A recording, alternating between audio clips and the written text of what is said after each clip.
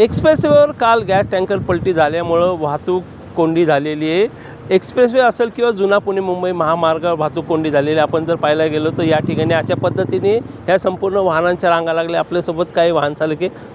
तुम्ही कुठं चाललेत? खंडाळ्याला चाललोय, एक साईडचं काम आहे आमचं. हां, खंडाळा चालले. हो, मग घरातून किती वाजता निघाले?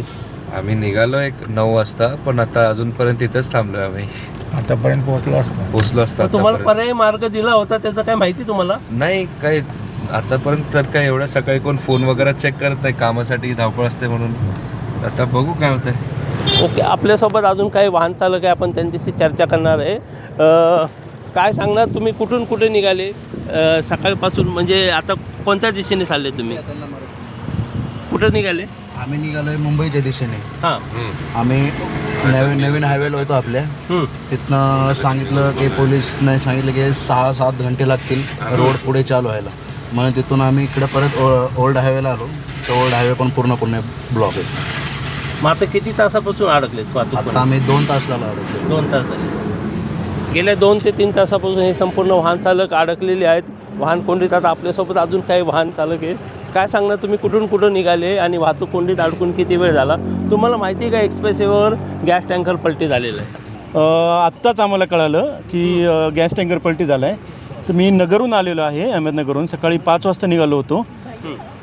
तसं आम्ही नगरहून तसं मुंबई, माझं औरंगाबाद, मनमाड रोडला कंटिन्यू असलं ट्रॅव्हलिंग असतं. तसं पाहिलं तर तिन्ही रोड नगर, पुणे, मुंबई 7 ते 8 तासापेक्षा कमी वेळ लागत नाही. नगर, औरंगाबाद आमच्या रोडची कंडिशन तुम्हाला माहीत असेल काय, 5-6 तास तिथे पण लागायला लागलात. नगर, मनमाड मागच्या 10 वर्षापासून पूर्णपणे रस्त्याची वाट लागलेली आहे. काय सांगणार तुम्ही, हे इतक्या मोठ्या प्रमाणामध्ये टोल घेतात, पण अजूनही हे रस्ते वगैरे नीट झालेले नाहीत. त्यामुळं अनेक वाहन चालक आहे वाहतूक कोंडीत अडकलेले आहेत. कहाँ जा रहे आप? हम नेरळ. कहाँ से आए? शिक्रापूर. शिक्रापुर. फिर अभी कितने देर से यहाँ पे रुके फंसे हुए? अभी तो आए आधा घंटा हो गया.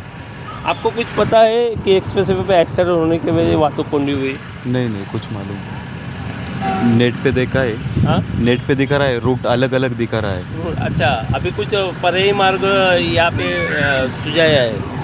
अशा पद्धतीने हे संपूर्ण वाहन चालक आता वाहतूक कोंडीमध्ये अडकल्यामुळे आता या ठिकाणी आपण जर पाहायला गेलो तर एक्सप्रेसवे सोबतच जुना पुणे मुंबई महामार्गावरही आता ही वाहतूक कोंडी झाल्याचं चित्र आपल्याला दिसून येत आहे. मी गणेश जुडम, न्यूज 18 मराठीसाठी.